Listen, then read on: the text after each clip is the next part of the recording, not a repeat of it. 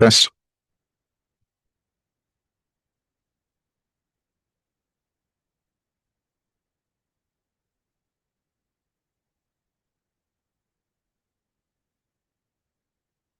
I think we can. All good. Yeah. Great. Welcome everyone to this Friday's seminar. And before I introduce our speaker, I know there's a few new faces, so I'll just introduce these series. These are seminars on nature that we hold every Friday at this time in this place pretty regularly. And so if you want to be on the mailing list, just go to our website, Oxford Nature Seminar Series, and you can see how to join on the mailing list if you want to be more regularly updated. And we have just to highlight the next few weeks of speakers. Next week we've got Lee White, who's a leading conservationist who was in Gabon, and is telling about his journey from growing up in Africa through to becoming Minister for Forests in Gabon and leading and representing African forest conservation, to as reflecting on that. And that's the Orphan Chimpanzee's Brother, Who Speaks for Nature. That's next Friday at 4:15. The week after, we've got Professor Kate Jones from UCL talking about artificial intelligence for nature recovery. And the week after, we've got the writer Guy Shrubsole talking about Ill Fares the Land, holding large landowners to account for nature destruction and restoration.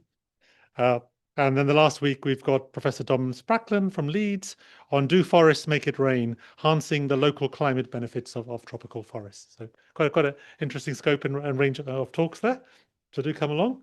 And then it gives me great pleasure to introduce our speaker today, Professor Ian Mell, who's Professor in Environmental and Landscape Planning at Manchester and Head of Department currently of Planning, Property and Environmental Management at that place. And he works, as you'll see, on urban greening, green infrastructure, and how planning policy can support equitable, sustainable green cities, and holds a bachelor's in geography and environmental management, and has a PhD in architecture, planning and landscape from Newcastle.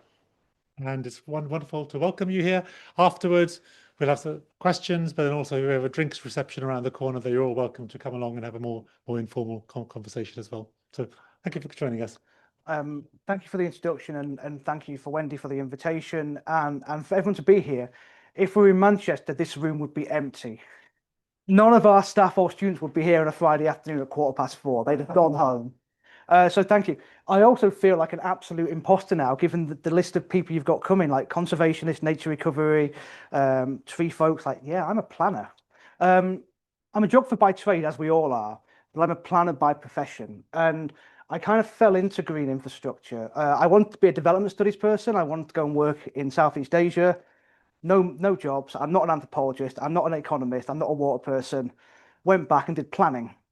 And what I found interesting about planning is that all those ideas about sustainability, about people and nature relationships, about how we think about things strategically and then locally, it's planning in a nutshell. And a lot of the things that we talk about as planning, we've been doing for 200 years. We've been doing it through Ebenezer Howard, through Frederick Law Olmsted. And this is just the latest wheeze, really, the latest idea, the latest terminology that we're using. So when Wendy asked me if I wanted to do this, I was like, yeah, cool, Oxford. Who's going to say no to Oxford? And in fact, I'm quite worried because I used to live in the other place. And I used to work in East Cambridgeshire. So I got used to that other place and how they deal with it. And I was like, oh, okay, Oxford's a bit different. But I'm going to talk about two things, because Wendy asked me to kind of dovetail something. And one is about the evolution of ideas around green infrastructure and its policy, and those ideas in England, particularly in England, because I think there's an incredibly strong story about that from about 2006 onwards, and probably going back to 1991 with the formation of the community forest partnerships. But then to think about these ideas in an international perspective, and particularly in an East and Southeast Asian perspective. And the reason for that is that I like going to places. I like traveling. I'm probably one of the worst people for carbon emissions in the University of Manchester, me and the president. And I've always been fascinated by East Asia because the food is amazing, the landscape architecture is amazing, and just the pace of change is so astonishing, particularly in China, that it's interesting to understand it and try and break it down. So I am one of those global academic tourists who goes and goes to other places and sort of hooks up with folks in Hong Kong and in China and ends up being able to write a book about him called Growing Green Infrastructure in Contemporary Asian Cities. And that book is kind of an endpoint to 10 years of thinking about these ideas, because we can talk about these in the UK, we can talk about them in a European or a North American context, but there's an increasing literature specifically in China, but across South and East Asia, asking very, very important questions about resilient futures, around sustainability, around livability, and the ways in which we have to think differently about how we develop our cities, how we manage nature and environmental systems, but not to throw away all the knowledge that we already have. And I think that's the key issue, that in the UK, we always look back to Ebenezer Howard and Garden Cities and think forward from there. The new towns and the new nature towns, the latest articulation. But in China or in Japan, as we'll come to later on, we're looking at very particular understandings of place, linked to landscape architecture, linked to a historical understanding of sky, water, mountain, building, people. And it's been extensively looked at. But if you move those ideas forward by a few millennia into where we are now, those things help us to talk about climate change. We're talking about urban form, urban structure. We're talking about people and that relationship with nature. And I think that's where I'm coming from. So this link from the UK to Asia, it might seem a bit tenuous to start with, but it will get there. And for those who don't know about green infrastructure, it is the finest concept in the world. You can take your nature-based solutions and your nature recovery and GI all the way. And I know that's not very popular. I have colleagues who are nature recovery folks, and there's all about bears and beavers, and at least one person in the room has been taught by me and one of my colleagues, so knows who I'm talking about. But I think, though, if we look at green infrastructure as something which is, as Clive Davies would say, old wine in new bottles, something that we've known about for generations. And we're just reconfiguring it for the policy and the planning debates that we have now in 2026. But there are things that we can go back to and rely on to really structure these conversations. We're always looking at change over time, so temporality. We're always looking at geographical variations. Our students love to compare and contrast. China and England, it's not the same, it's too big. So we're looking at how ideas travel and how they move. We're looking at issues of scale, particularly in ecology or water management. We're not looking at a single site. We're looking at how things move over time and space and how we can manage that effectively. And I think really importantly, we're looking at disciplinary differences. And so your range of speakers is amazing because you're hearing from very different perspectives. But how do you talk to a water engineer if you're a tree person? How do you talk to a hardcore deep ecologist if you're a planner? The language is different. The phrasing is different. The ideas are different. And I think green infrastructure gives us some of that common ground to talk about, because it allows us to talk about multiple functions or benefits in a single location. It allows us to think about that connectivity between people and place and between habitats across different scales. It allows us to consider how we as individuals access nature and what we benefit from, and how those who are disenfranchised can be afforded more access.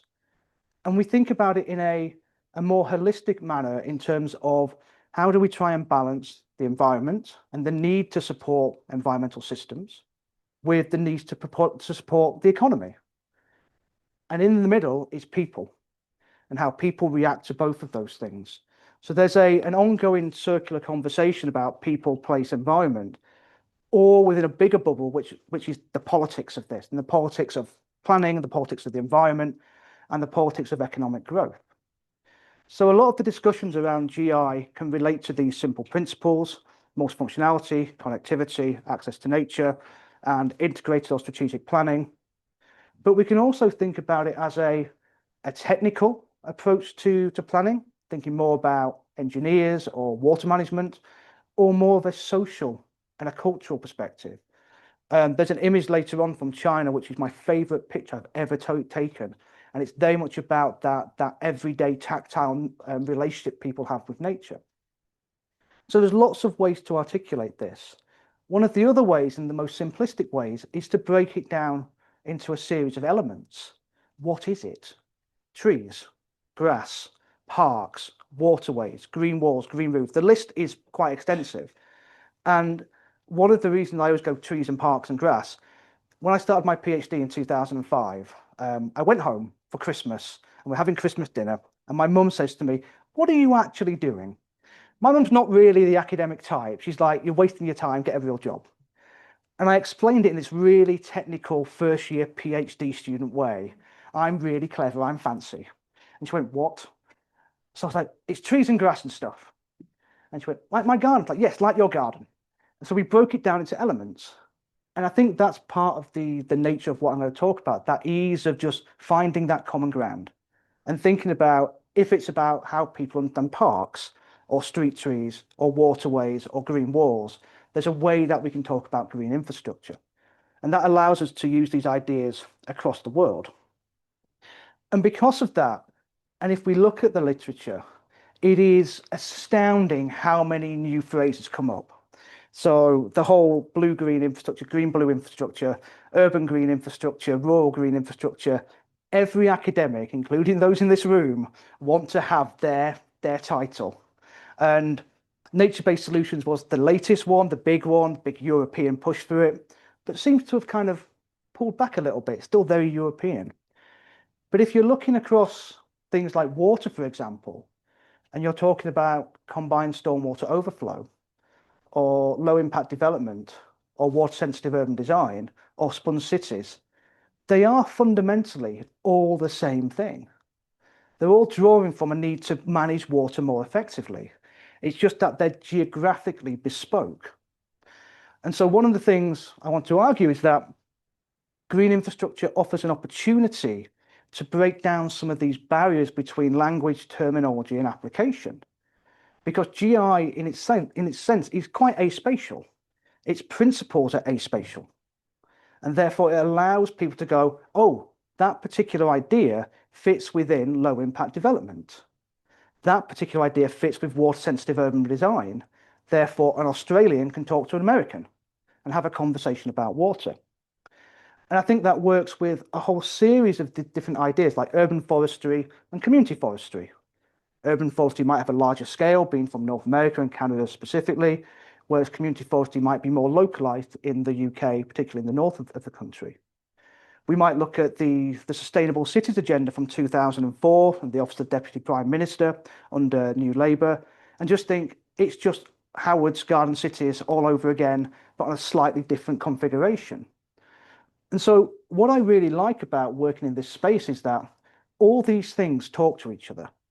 And it's just finding the thing that we like, or the thing that really goes, "Oh, that's the thing that I can get along with." And I think that's why when we think about these ideas outside of a European context, again, we're looking at, is it green space? Is it GI? Is it nature-based solutions that's really targeting politicians or money or development? And I think that allows us to then bring in a whole series of other ideas. And that comes to things like this, where you talk about sponge cities in China, everybody instantly knows what you're talking about. But if you talk about green infrastructure in India, people go, "What do you mean?" Because they're talking about green space. Up until recently in Germany, green space planning was the de facto language. Only recently, because of nature-based solutions, really, have they started to talk about green infrastructure. So it's kind of going through some of those traditional understandings and making it more open to interpretation. And then you get places like the US, where it's a bit of everything, and particularly combined stormwater overflow, low impacted development. It's the same thing, really, just slightly different configuration. But when we're looking at the international literature, I think this is important, because if we're talking about nature-based solutions in Thailand or in Indonesia or in Malaysia, what's the background context of that? What are the principles? What are the policy hooks? What are the financial mechanisms being used to that? And if they're the same as for sponge cities in China or community forestry in the UK, then the ideas behind GI can be transferred across in a relatively straightforward manner, because again, they're not spatially confined. And again, I think these are things that are worth teasing out of the literature, because we can get bogged down in this term works everywhere, but actually it's the contextual understanding of it which I think is more important. Which brings us to the UK and specifically England. So England and its policy is an interesting case study to work with. I've been working in planning for 20 years. I've seen, I can't remember how many planning ministers. I've seen so many re-articulations of the National Planning Policy Framework recently. I forget which one we're on.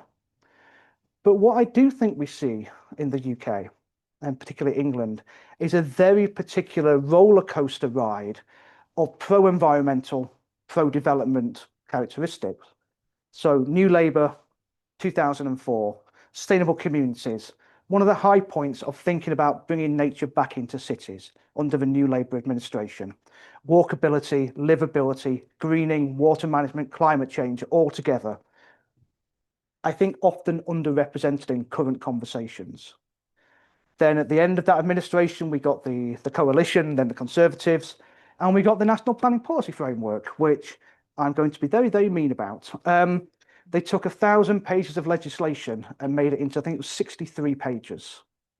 They took all the detail, all the structure, all the ability to map on green space or health or water or minerals to very particular parts of planning and actions and chucked it in the bin because they wanted a more deregulated and open to conversation type policy. And to many, including me, it was really detrimental because all that certainty about how you manage nature and biodiversity and water got removed. And we went back to we should do things. And where all academics or students, you should do your reading. You should come to a meeting. We all find reasons not to do things. And if you're a developer, you can certainly find reasons not to comply with planning policy. So I think 2011, 2012 was a bit of an nadir for British planning. But then 2018, we get the 25-year environment plan. And I'm really conflicted by this plan. Michael Gove, not a big fan, but a really prominent forward-looking piece of policy saying we need a national GI standard. We need to talk about biodiversity net gain. We need to think about nature recovery. All those things that we're now talking about were referenced in this document. And I think, again, we're back on the upwards trajectory. We're thinking government gets what we're talking about. Then we get 2020, the Planning for the Future white paper, and it went back down to houses, houses, houses, and the glorious word of beauty. We want beautiful places. Now, my wife is an art historian. She deals in subjectivity. She deals in nuance. And I'm a planner and I like facts. And so what is beautiful? Oxford is beautiful, but some people will hate the architecture. Manchester is beautiful. I hate the architecture, particularly the 1960s building that I work in. But it's such an area where there isn't an answer. So how can you plan for beauty if no one knows what beauty is? The same argument for how do you plan for environmental quality unless you have a number or a set of metrics to work with it.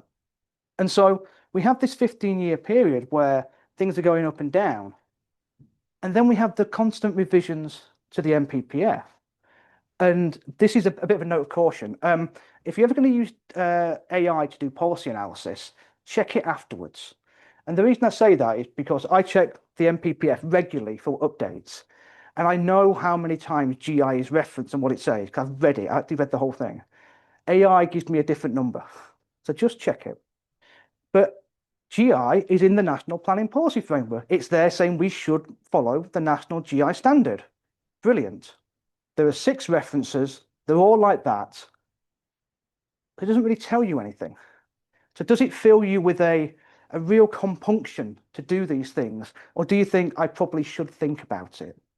And this is, again, it's our national guidance. So the NPPF, I would argue, is not really fit for purpose.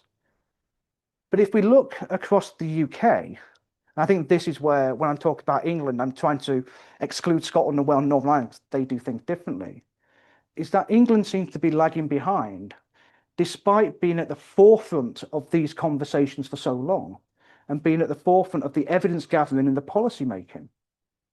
The Welsh Government, in their planning policy for Wales Edition 12, doesn't have a GI policy, but very clearly says, you have to do this, and here's how. The Scottish government policy, so the National Planning Framework 4, has an actual blue and green infrastructure policy which sets out what you should do.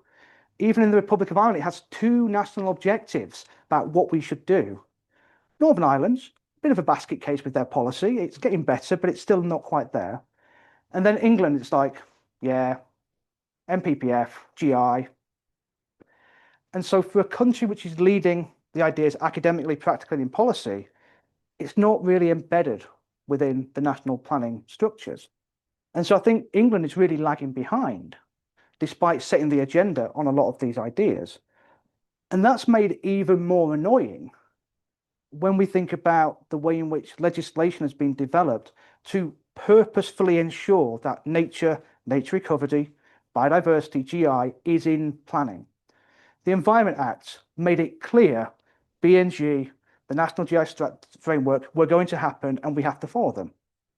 Absolutely fantastic. It gives certainty to planners that this has to happen. It gives certainty to developers that they have to adhere to this. The National GI Standard. For transparency, I wrote quite a lot of it. Some of it I'm quite proud of. Other bits I'm like, maybe not so much. I don't think it works collectively. It's like 4 bits stuck together. I think the design code is good. The tree canopy stuff is good. The urban greening factor is good. The accessibility stuff is fantastic. That's my stuff. But it kind of is bits and it's kind of hard to put it all together. But it's something that we have to use and it's legally mandated to use it, which is fantastic. And then we have BNG. Whatever our theories or thoughts or opinions on BNG, we have BNG and it's better than where we were. How do we deliver it? How do we manage it? How do we manage that 30-year time period? Everyone's finding out at the same time. I think today is the 2nd anniversary of its launch, isn't it? So happy birthday, BNG. But it's something that is really, really hard. It's there. It's something concrete. Bad analogy, but it's something that we have to use. So we have this suite of supporting policy and legislation, but it doesn't necessarily map onto what we have at a national level, which causes some conflicts. And so we have to think quite carefully about, are we going to deliver on these things in an effective way? If part of the structure is really, really supportive and part of it is kind of lacking in credibility or certainty. And just to add one further problem to this whole mix, it's the notion of funding and financing. Because having a policy is brilliant, having legislation is brilliant, but if you've then got a conversation about who pays for it, who maintains it, who benefits from it, I think we then have to talk quite carefully about a bigger issue of public funding through central to local government, through their core grants. We have to look at the ways in which the planning structures of Section 106 and planning obligations, urban greening factors and BNG can support investment in nature. But we also need to look at other people as well. So the private sector and that growing understanding of corporate social responsibility and the way in which businesses are buying into carbon credits, green financing, green bonds. And is it actually helping or is it sort of pushing the arguments to a different place? And what I think is important here is that we've relied for too long on almost a single point of financing, central government. We've used the planning system to try and leverage funds from developers, but it's always been like the secondary funding rather than the primary one. And this has to change. We went through over a decade of austerity with the Tory and the coalition government, and it really did gut local government. It gutted their planning departments, their landscape and their maintenance teams, and it left them vulnerable to challenge, particularly around development for housing, and particularly around development for housing in rural areas or greenbelt areas. And so thinking about funding, thinking about financing as a multi-stakeholder conversation, I think is part of the way forward, because everybody needs to take some responsibility because everybody benefits. And we'll come back to that idea in a moment. And so just to have a bit of a whirlwind stop of GI in the UK, I think over a 20-year period, GI has been legitimised in political thinking. It's had its ups and downs, but it has remained. It's still there. It's embedded greater appropriateness in design, understanding of social, economic, and ecological alignment through the National GI Standard and the Green Infrastructure Design Code. And there's a massively robust evidence base that is supporting decision making through Natural England and through other companies as well. And I think what's happened because of this constant dialogue over 20 years is that we've seen a greater level of transparency in terms of how decisions are made. I'm aware that if you ever read a local paper or the national news and it's talking about green space, either it's terrible because we've sold it all, or it's great because people are having a nice time in the sunshine, and then they leave litter and everyone hates it. But the conversations are then they're backed by a level of transparency. But what we also see is because we have this 20-year time frame, because it's built on a lot of very clear evidence from the 1800s onwards, that these ideas transfer, they move. They're able to be applicable in England, Scotland, Wales, Northern Ireland, as they are in France, Germany, and further afield into Asia. And yes, the local context is always different, but the context can work because the principles are spatial, the elements are a suite, a palette of different options, and the thinking works between disciplines. And I think that's where GI has been incredibly successful. And so moving on from this strategic thinking and policy to action, I think we can start to kind of put these things on axes and think about, are we talking about nature-centric development? Or are we talking about people? Are we talking about quantitative analysis and metrics? So back to Wendy and other people in your centre. Are we thinking about those socio-cultural experiences, the kind of place where I sit? And I think it's not an either or. It's a combination of all these things. And we could all situate ourselves somewhere across this axis. I'm probably somewhere over in this bottom right-hand corner. I suspect some of you are in the top left, depending on what you're interested in. But I think it's really important to have these conversations because it allows us to think about that link, that relationship between people and nature, between technology and society, and between the use of data and evidence and robust quantitative techniques versus experience. And I think that experience is really key. Because if we're looking at green infrastructure from a number of different perspectives, we can mainstream it through a set of principles, a set of elements, and as a space that's an ecological asset, things that the mainstream literature talks about. But we can also theorize GI as a political issue, as a place where political power and authority is shown. It can be a catalyst for economic development, and we'll come back to that in Asian examples in a little while. And of course, it can be an abstract. It can be an assemblage of what's gone before versus what the future might hold. It can be an object or a cultural monument. Every year we take our GI students to Berlin for a field trip, and we take them to Treptower Park, where it has the Russian War Memorial. And we're talking about those issues of cultural monument in a space which doesn't necessarily feel right. And that monument to death and to power versus the wider use of the park as a general park. So there's lots of different ways we can start to think about these things. And so I think when we're talking about what good GI planning looks like in 2026, I think looking further afield and looking at as many different examples as possible is a really good idea. So this is in Canary Wharf. It's called, I think, called Eden Park. And I went there quite recently, and I'm not the biggest fan of Canary Wharf. If you try and cycle around it, it's quite difficult. But this was a place where you've got water, you've got biodiversity, you've got sculpture, you've got the reflection, you've got the sky, it was a sunny day. It felt very calm. It felt very different to the hustle and bustle of Canary Wharf Station. And it's in an incredibly high density area. So if we're thinking about Asian context, these are all things to consider. And then, of course, we've things that GI provides those affordances and opportunities to support families, to support multi-generational health, well-being, social interaction, but also to support economic development, access to nature, and all these things that we potentially take for granted if a city functions. And just again, for transparency, the Olympic Park in London, I think you probably all know that. When this was first being developed, I was a true hater of this project. I thought £9 billion for what I've always called a big sports day was a waste of money. I went on one of the local trips when they were building it, and I was like, right, I was wrong. I was so wrong. And my kids have spent a lot of time in that park because I like it. And I like it because it's doing so many different things that every time you go, you find something new. You find the wet woodland, which you might not have seen before. You might walk up into Hackney Marshes and the football pitches. Great cheap cafe, like £1.50 for a cup of tea in zone 3 of London, but £1.50, and it's a nice cup of tea. And of course, there's West Ham there, so that's different. But it does all these things collectively. So good master planning, good forethought, and bringing nature into the conversation straight away. Which leads us to this picture.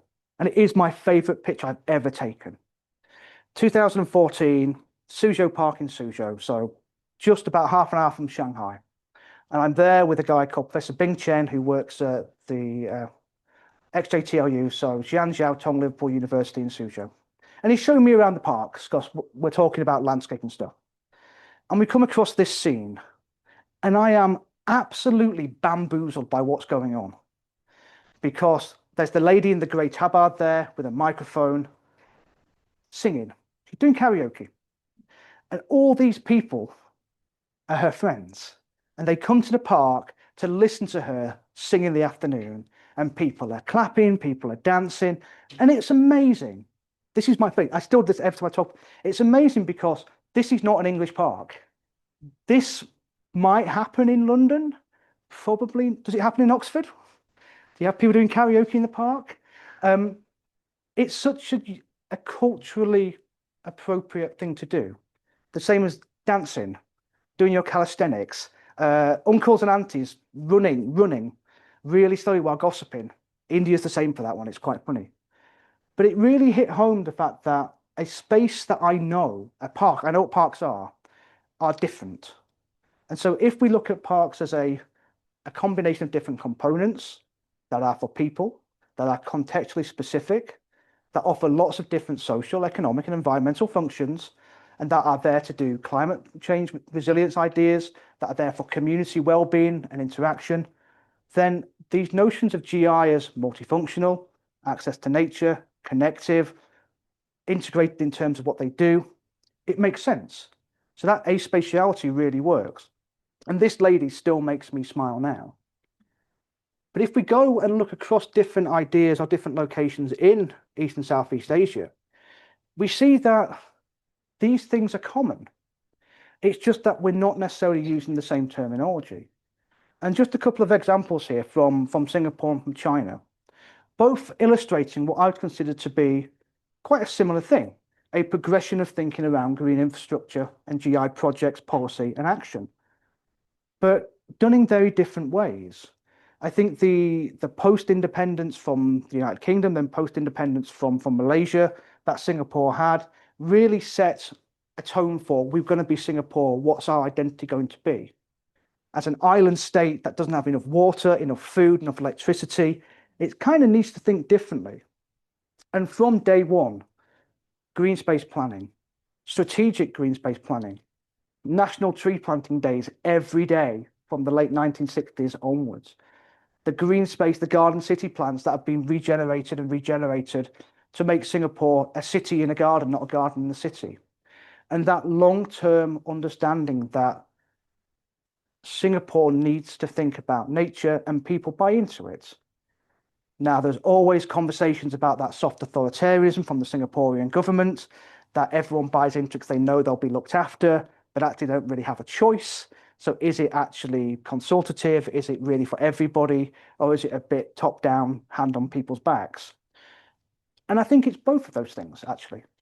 I think that is very clearly there, but people buy into that mentality because they know jobs, hospitals, schools, housing will be provided. But they also see that when things aren't working, they get fixed. So the 2006 Active Beautiful Clean Waters Programme and the development of the Bishang Ang Mo Kio Park, where they took a 25-meter wide concrete drainage channel and renaturalized it as a floodplain, making it one of the most interesting, busiest and diverse parks in the center of the island, shows that they have a commitment to deliver on these things. So what Singapore shows to me is that despite the potential problems of the top-down structure, Delivery is well managed, it's well delivered, and they are trying to work towards being more self-sufficient, although I still don't believe that they can be because they're an island state. We compare that to China. Again, a top-down process, maybe slightly different in terms of the reach and the authority and the ability to be more structured. But from the 1980s onwards, you see this cycle of 5-year plans.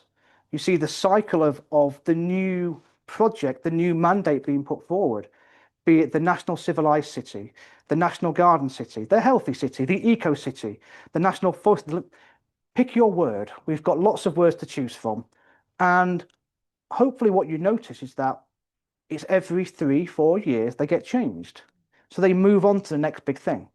Singapore retains trees, garden cities, green planning. China, eco, new, civilized, forest, sponge cities ever so often. And I think this is both a problem and a benefit in China, that it allows them to test things and to get something new, to test it again. But it also suggests that there's a lack of confidence in what's going on because they're not necessarily maintaining the same ideas over and over again. Until we get to 2004 with the National Forest Cities, which is still in place, and 2014 with sponge cities. So sponge cities in particular were first raised in 2012 and 2013. 32 sites were chosen over two different periods, 16 and 16. And they went for the first tranche of places for those not Shanghai, Beijing cities, the ones further down. And it's now 12 years old, that policy. They're still delivering it and they're exporting those ideas to the rest of the world. China is the home of water management for GI because they took in all that knowledge, they worked out how to do it at scale, then how to do it at the local and the strategic, and then they exported it and sold it back to the West. And I think that's really interesting because whilst everything else keeps cycling through in different names, Sponge Cities is still the one that gets the president talking about things. It's still in the media. It's still very much a clear policy mandate. And given that most other things change every 3 to 4 years, I think that tells you a lot about the political currency that Sponge Cities have. So again, very top down, but in a very different way. But if we move forward and look at somewhere like Seoul in South Korea, we see green infrastructure being used in a different way. It's still promoting ideas of connectivity, multifunctionality, but it's also thinking about regeneration and the repurposing of existing hard physical infrastructure for greening. And what I think is really, really important about Seoul is that these ideas were not popular with many people when they were first proposed. The mayor of the city first came up with the idea. So every time I talk about this, I realize that my Korean pronunciation is worse than my Chinese pronunciation. So I'm not going to say this. I'm going to point to this picture here, the stream restoration. I think I know how to say it, but I always say it wrong. A 5-6 kilometer buried river in the city that was daylighted. To have the goal, to have the vision to go, we're going to daylight this and make it one of the most popular places in Seoul and make it a destination internationally because it's this place that people can go and sit down and relax. It's offering climate change adaptation. It's offering habitat. When I was there, I saw a stork and a crane just sat in the river. So offering that urban biodiversity and bringing that neighborhood up with something that can help it prosper. The Solio 7017 is another example. It's a former highway that links it goes over or next to the main Seoul Central Station. If you've ever been to Seoul and tried to come out the station and cross the road, quite difficult. There's a number of lanes of traffic and buses, and you feel you're going to die.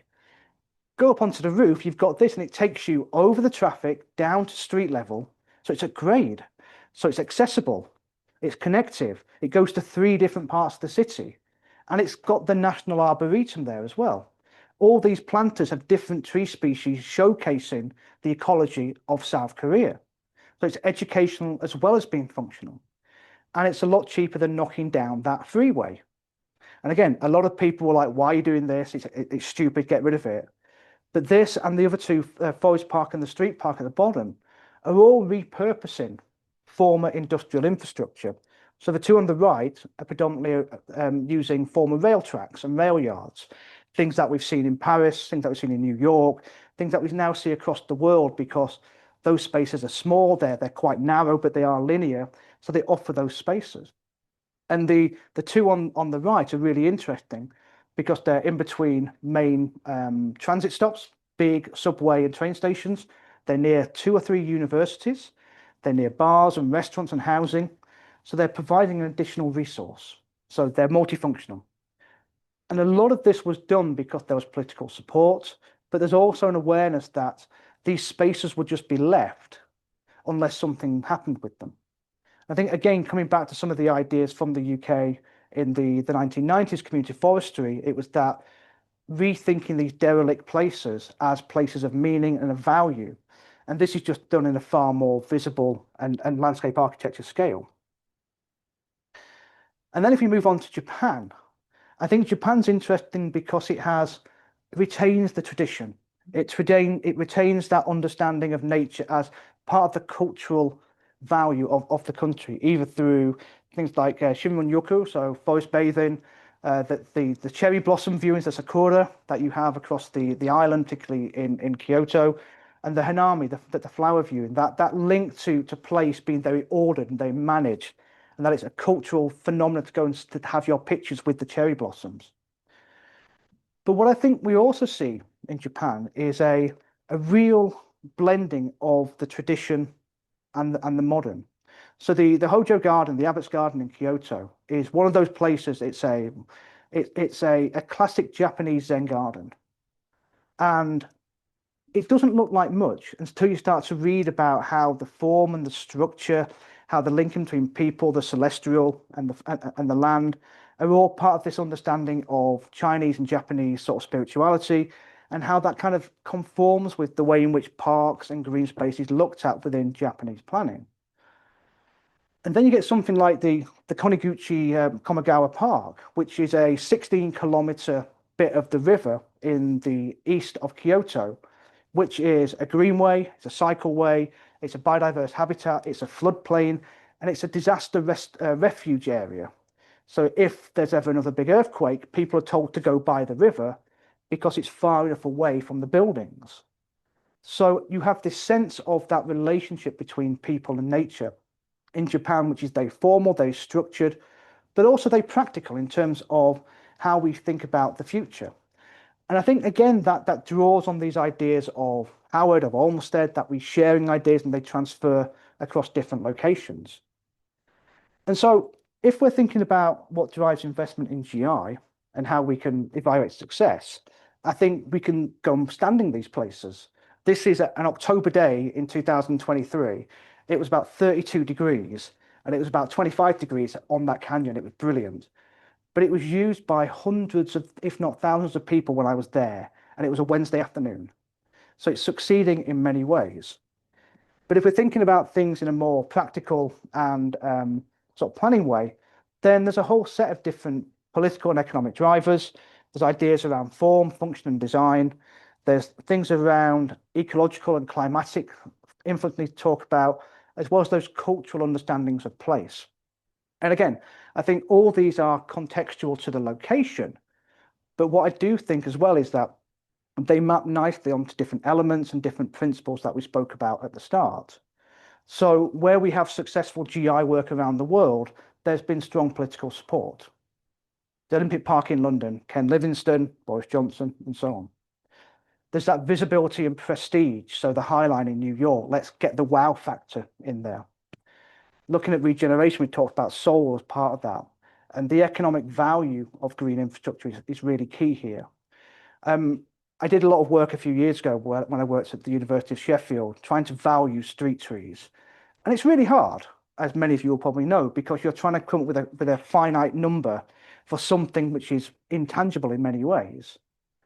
And the reason I thought it was difficult, because it's like, if we get this number wrong, the council will never believe us again, because they need something definite. So there's that tolerances that we have to play with. But I think what we do see, and I think some of your colleagues here with some of their indexes are showing, is that greener, more sustainable, more livable, more walkable cities are more prosperous. Zurich, Stockholm, Vancouver, they might all be unaffordable to live there, but they all have these things, they all work. So the economic value is key. That links back into those political ideas. But then we also need to talk about quality, quantity, provision, access, who has what and how it works, and the diversity of that. And I think we've done both very well and incredibly poorly at managing those ideas around equity in some of these places. But that then leads us to think about design, scale, preferences, and what people actually want and what will work in a given location. What will work in Oxford will probably not work in Bristol. What will work in Manchester will not work in Liverpool, despite being 32 miles away from each other. So we have to think contextually. Of course, we have climate resilience and climate preparedness going on there. But I think also one of this bottom right box, these cultural norms and architectures and preferences is key. It's the old lady singing in the park. It's the way in which we all engage with those spaces around us. It's the way in which we valorize national parks versus our local park. And I think if we understand these cultural norms about place, we can then design in the most appropriate form of green infrastructure to support that. And so just to finish off, I think we can look at GI as a traveling concept. It travels across the world. It's aspatial, and these principles and these elements can be applied anywhere. And that's a benefit because it means we can have conversations around the world, but also it adds a level of vagueness, so it's sometimes problematic. But also, if we look at GI as a boundary object and look at it as something which brings disciplines together, I think that's key. Because my father, he works in construction, he hates planners. Our dinners are really fun. Like normally moans about the council and what they won't let him do, because he won't use the right language. He's adversarial rather than welcoming. And I think GI as a boundary is a welcoming place to be. Tree folks, ecologists, planners can all talk the same language because they're all talking about the same thing, and we can start to moderate some of that language.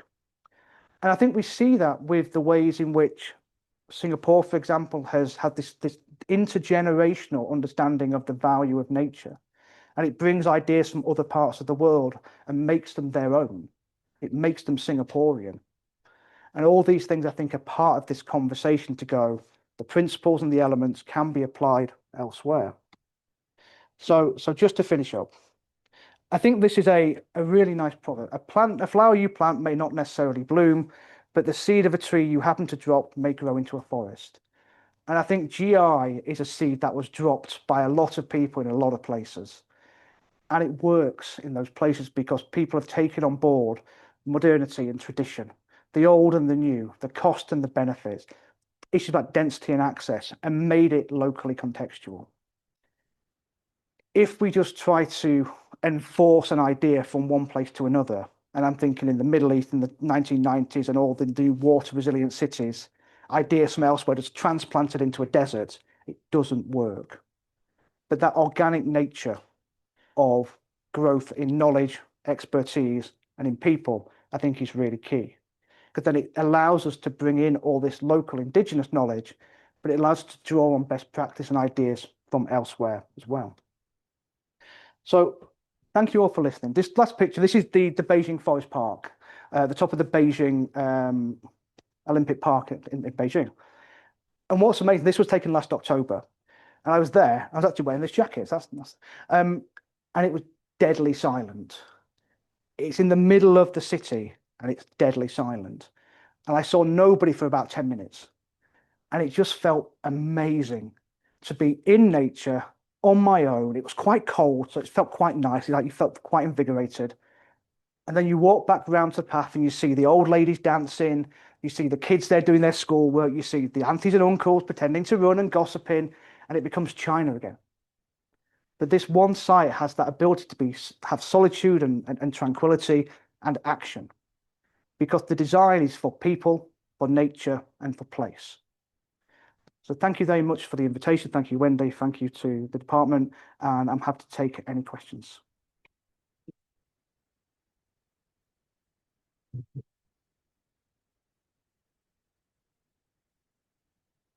Thanks very much for that. We'll open up to questions now. Just to kick off, you mentioned that England, while being conceptually at the forefront of this, is lagging behind the devolved nations. What is the reason for that? What's holding England back? I think it's central government. I think the devolved powers that the Scottish and the Welsh executive has, in the same way that the devolved regions in the northwest, so Manchester or Liverpool, they've really taken on board these ideas more, and they're not constrained by the politics of Westminster all fighting each other. So I think the SNP, Plaid Cymru, have been really quite progressive in terms of their understanding that nature is a valuable asset to those places, whereas the Conservatives, Labour, Reform, unfortunately, from my perspective, seem to think that nature is something to benefit from and commercialise.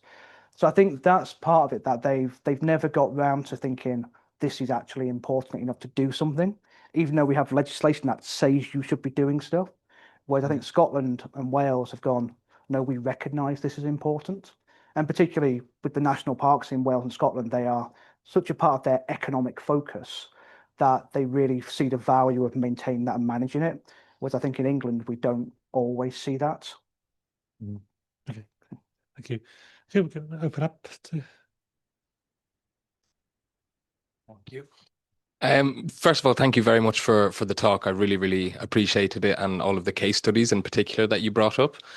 So one thing in my research around green infrastructure as well is that I've come across a lot is, normative calls for multifunctionality, but then often a lack of multiple benefits being delivered in practice. Mind you, the case studies you gave there seem to show the opposite, which is really nice to see. But what I find happens in a lot of these cases is there's a lack of coordination or collaboration, particularly between municipal departments, which limits the amount of multiple benefits that these projects can deliver.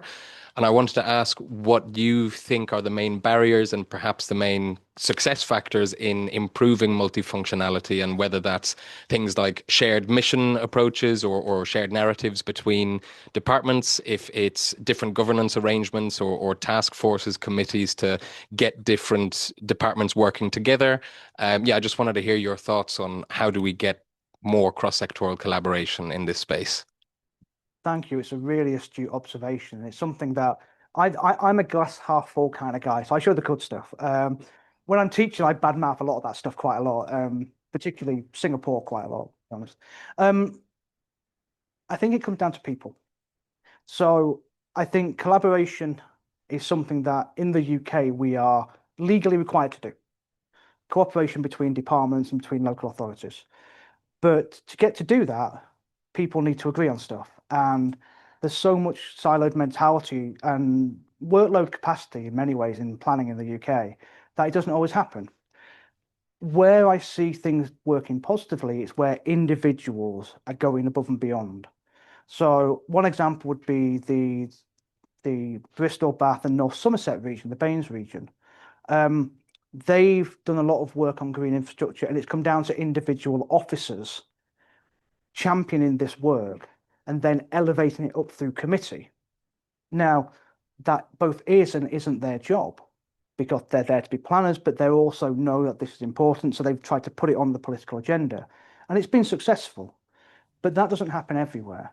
In any local authority, transport planners are just a pain. They think that they're right, they have very technical solutions, they don't like listening to the tree people. Trees are bad, transport good. And so some of those siloed thinking are really hard to break down, particularly when it's older white males in Britain who have been planners forever and know best. The my dad kind of scenario. I think where we see positives, we see an alignment of the goals that you want to find, an alignment of we've got an issue, say in Bangkok in Thailand, surface water flooding. It has to be dealt with because the city can't cope. And so thinking between universities, between the municipality, between water folks, engineers, I think the severity of that issue allows you to then say, this needs to be dealt with. But it's a city by city, it's a municipality by municipality, it's a person from person perspective. And somewhere like London, I think, is an example where it works and it doesn't work. The GLA, when they had Peter Massini and now they've got Abby Crisotomo, both excellent GI advocates. And their job is to balance and negotiate between developers, boroughs, the GLA, the mayor, the king, and all these things to try and find a positive. And it doesn't always work. But there's that resilience in those people to keep trying. And so you've got people who are real advocates for what we do. There are people who are, it's their job, but they're resilient in terms of how they do it. And I think the examples where it's been positive, it's that kind of mentality that keep pushing forward. Where it doesn't work, I think there's a lack of support upstairs. There's a lack of support at the coalface, and the problems might seem too big. How do you tackle climate change? How do you tackle inequality in provision of green space? How do you tackle obesity or mental health issues in a city centre if you can't physically change it? So I think there's a lot of people who are very run down and very burnt out about trying to do these things. But there's always bright sparks. There's always people who are willing to push it forward. And I think those people are worth their weight in gold. But it doesn't happen everywhere. A lot of the examples in China, there's like one person saying yes and the whole system saying no, so it doesn't happen. In Japan, there's a collectivization, but if it's not going to work, people will subtly say no. But I think collaboration is a good start. Corroboration is great, but it needs to come from people or from very strong political leadership. You've got a mayor or a president who says, this is what we do, you kind of have to do it. And that can work. Or with some parts of the world, maybe it doesn't work at all.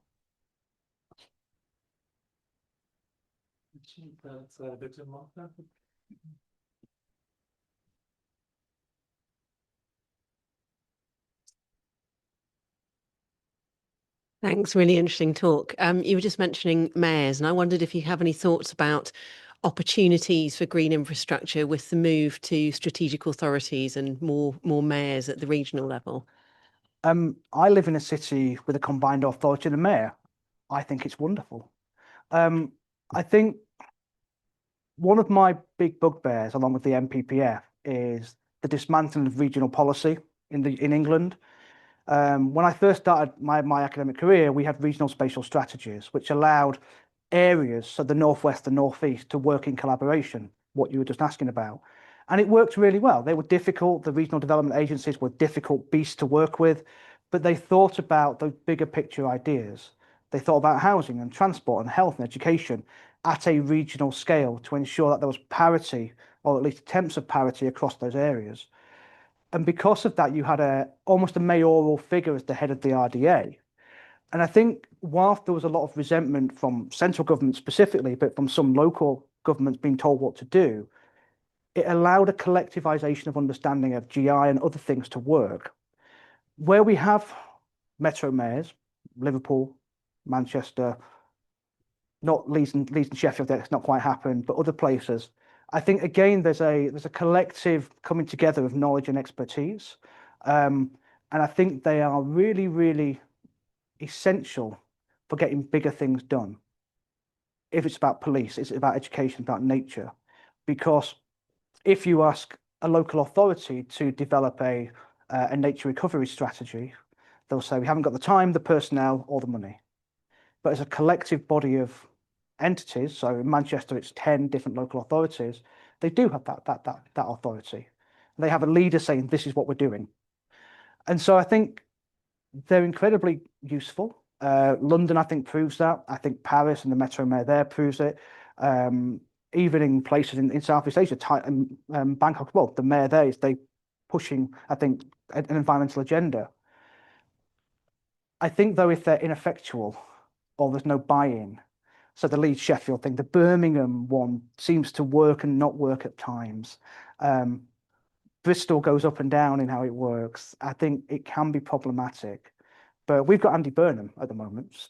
Fingers crossed he stays. And his work on mobility and transport has been really fantastic because it's addressing a core issue across the whole of Greater Manchester. So I think they can be really useful if they've got their head in the right place. But if they're not good, then the whole thing is going to fall down very quickly, because how do you trust in the system if the system's screwing you over or it's not delivering on stuff? So I'm all for metro mayors. I'm really for regional planning as well. So I'm quite happy it's coming back in a way.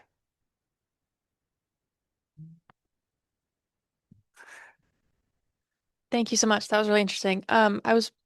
I really appreciate the like global insights of all the green places you've been to. And I think one thing that struck me was this idea of access and how in some places you get like overt exclusive access. Like in New York City, there's Central Park that's open to the public, but to go to like a local neighborhood park, it's gated off. Or in Oxford, it's a little bit more subtle, but there's so much like green space in the city that you only get to behind the walls of a college. And I was wondering if you had any insights on like how that kind of culture cultural perception of access influences planning and influences green infrastructure and like who gets to Academically, a go. lot. Practically, less so. My example would be central London and the inner London boroughs, where you have diverse populations of different socio-demographic groups, different ethnicities, different age groups, some living in social housing, some living in private housing. And the disparity between the quality and the provision of any kind of open space, never mind green infrastructure in those places, is really dramatic. Even within a borough in London, you see nothing to a massive public park. I think planners are aware of this. I think some planners really do care and some planners don't care. I think academics care a lot. There's a whole literature, people like Alessandro Rigolon, Laurie Nesbitt, Isabella Angelowski, working on these ideas now. I think it's quite difficult to break down some of the structural barriers to dealing with it because urban form is as it is. So developing new places, you're now designing in to hopefully make it more inclusive, but you're balancing public versus private investment. With public investment, it's a must. With private investment, it's definitely not. So if you're buying a private development, you might want your gated garden and for everybody else to go away. Not the same with the college system, but your college is very internalized. And if cities want development, they do tend to allow that to happen. But I think there definitely is a recognition that there's an inequality in provision of quality and quantity. There are very systematic areas where you see people have been excluded. There's a lot of discussion around the Northwest in Oldham and Rochdale, for example, around a very high South Asian community being located in areas of poor provision of green space. It's a historical thing. You'd have the redlining ideas in the US. And I think we're starting to disassemble those mentalities, but we're still far, far away from being anywhere near inclusive. I think when we look at new master plans, gates and fences are less visible. Using trees as screening has become more popular, but there's safety issues there. So you've got a whole host of structural issues around, is planning racist? And it's like, probably yes, still in many places, but I think it is getting better. Getting better at not being racist rather than getting more racist. just to clarify that. But I think there are still problems with working with an existing urban form and how you try and dismantle some of those, particularly those fences, because a lot of people like them. Somewhere like Belfast, for example, where division is through a different means, people like fences, they like barriers because it's safety, it's an identity, it's a known territory, it's ours versus theirs. And Belfast City Council is trying to take down the peace walls, and a lot of people are not happy, and they're still there, even though they could have come down probably 10 years ago. So I think it's a really interesting area of this study. It's probably, along with climate change, the most important area we're dealing with. But it's also the most structurally problematic because of how cities function and how you try and plan for the future whilst breaking down these physical barriers of the past.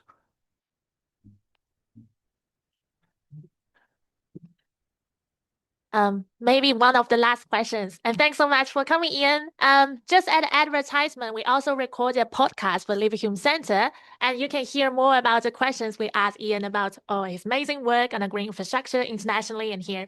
Okay, so there's one last question. Maybe I should shut up because today I asked too many questions for you.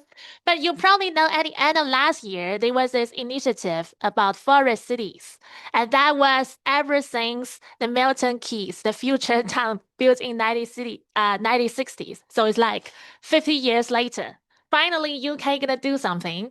England gonna do something bigger-ish. And the location they choose is outskirts of Cambridge, isn't it?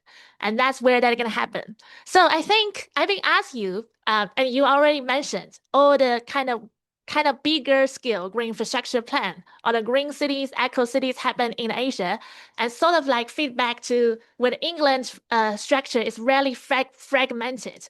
And is this kind of the reflection as in now, okay, after 50 years, we're gonna do something bigger now. And what do you potentially gonna think about this? I don't think they're bigger. I think all the conversations around nature towns and cities and new towns, they're all quite small. They're not going to fix this 1.5 million homes that the government keeps talking about. They're all going to be 20 to 40,000 people. And personally, they're all in the wrong place. Like one between Oxford and Cambridge, do you really want that? The Greenbelt people might get involved with this. The CPRE will definitely get involved. The one in near Chester in the northwest seems to be in a really odd place where there's no transport link. So being sustainable doesn't seem to be at the heart of these ideas. Everybody I worked with was like, what methodology did they use to pick these places? And everyone looked through the document and went, there's no methodology in here. So I think there were some political conversations going on. I really don't think they're going to work, actually. I think they're too small, they're in the wrong place, and they're not necessarily thinking big enough. So England and the UK is not China. We're not going to build a 150,000 home extension on the edge of Shanghai because it would never happen and we'd make it poor. But building a new town in the middle of nowhere and then having to build a spur line out to it to make it work isn't going to work either. I think all governments come up with their new idea, and all governments think that they've solved the problem. This one, despite all the promotion and all the work being put in by government, they're bringing in people to help design the program now, so that's brilliant. But I can't see how they're going to alleviate the housing issues or the transport issues or climate issues, given where they are. One's on a floodplain, and again, it's like if you ask, any of you, you'd go, don't build it on a floodplain. If you ask any planner, they'd be like, you can't build it there. You ask the Environment Agency, they tell you not to build it there. And yet we're going to do it. It's great that they're having these conversations. It's great that they want to do something good. They want to reinvent Ebenezer Howard rather than transport it back from China. I think it's more of a TCPA type job. But I really can't see how the problems that we have in housing or environmental management are going to be solved by bespoke little places like this, in the same way that Poundbury did not solve a housing crisis 20 years ago. So we'll see what happens. I might be wrong. I was wrong about the Olympic Park, so I could be wrong about this. You got time? One more question? There's a couple online as well. Here we can.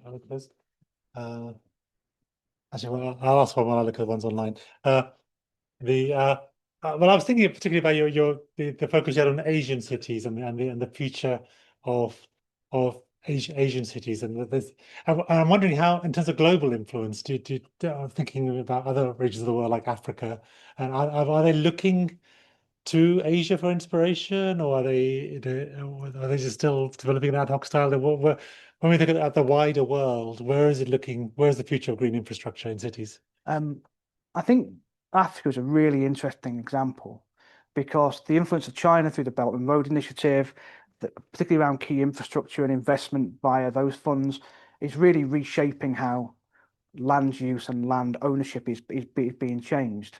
I was at a really interesting talk the other day by a guy called Seth Schindler, who works with us at Manchester, and he was talking about the long-term problems that this might create about who owns Ghana.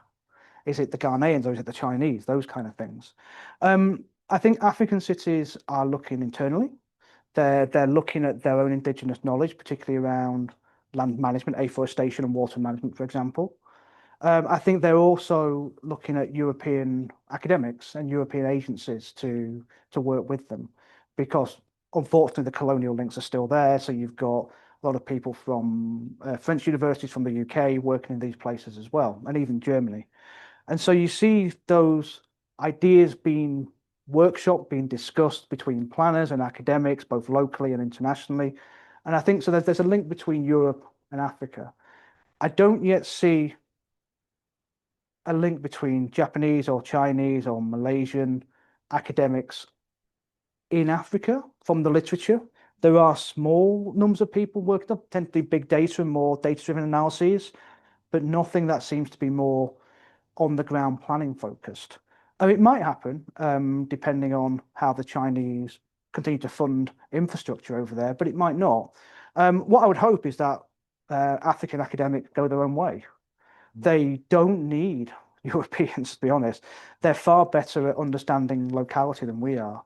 In the same way that I would say that folks in South Asia, in Pakistan or Bangladesh particularly, know what water management looks like and do it better than the Europeans do. So hopefully there'll be far more investment into home universities rather than importing in expertise from elsewhere. But I think it's a bit of a long-term goal rather than something immediate. Okay, great. There are a couple of online questions. I'll give them quickly, maybe quick answers so we don't hold people back from drinks too long. One's from Professor Steve Newman. Why have planners forgotten about the spatial integration of agriculture, food production in cities? This was central to Howard's vision and of 100% relevance today. He's picked the one bugbear I have with the whole GI debate about urban agriculture. In the UK, I think we have a very decentralized view of agriculture versus planning. As Wendy and I were talking about earlier on, the way that agriculture is classified is agriculture, and it sits in its own little silo. I think issues of food security are really important, particularly linked to environmental productivity and capacity. I think it is going to be an increasing conversation because as the UK climate changes more dramatically, we might have different growing seasons, might have different produce. I think a lot of planners find it difficult to deal with agriculture because farmers are quite difficult people. I grew up in a rural area of North Lincolnshire. A lot of my mates' families are farmers, and they're all big burly men who shout at everybody else because we've got a beard, that kind of stuff. But I think there will need to be a conversation, and I think micro-scale urban agriculture is not the answer. I think those acupuncture type, here's my thing of vegetables, here's my herb garden, they're good individually, but they're not going to make you a loaf of bread or get you some milk. So I think it's something that is largely ignored. I think the agricultural sector and the way it talks to government is a very different conversation to these things. But productivity and capacity to maintain productivity, I think, is going to become more and more critical as the climate changes. Great. And one final question from Alexander Schossel. What are you hopeful for in terms of pathways of integrating and financing green infrastructure in cities? End on a high note. I am relatively optimistic compared to where we were 15 years ago. The work we did at Sheffield really felt like a bit of a kicking off point for conversations around greening and economics, because it wasn't conventional environmental economics. It was more about the value of something to an individual and that pounds and pence rather than big numbers. One thing that I think we are seeing is the private sector, for better or for worse, is starting to engage with these conversations. A few years ago, I was talking to a charity called Thames 21 in London. They're a water-based charity, lots of conservation work. And a lot of their clients were law firms, finance firms, because they were doing their corporate social responsibility and they wanted to get their staff out to give something back. And whilst you might say, oh, super, their staff are helping, or, oh, really, they're just ticking a box, I think there is a growing appreciation that the carbon footprints and the way in which companies monopolize places, they have to give something back. So I think there are cities, and probably Asian cities probably do this better because they have that dialogue with private, and it's about people and it's about relationships rather than structures that we have in the UK. I think there's opportunities there. I don't think, and I really don't think this, that communities and individuals should be placed the burden of doing this. We all pay taxes. We shouldn't have to then do it ourselves. If we want to be in friends groups, brilliant, want to do conservation work, fantastic, but we shouldn't be the custodians of somewhere because government won't pay. There needs to be a different mechanism. And I think that, there was work by Sean Bell in Exeter a few years ago, looked at all the different mechanisms from the very technical, the green bonds kind of stuff, all the way into community partnerships. And I think there's lots of opportunity, but we're somewhat reluctant to try new things in case they go wrong, because no one wants to be to blame for something not working. But I'm relatively optimistic that we're not just going to look to government anymore and we'll be looking to a whole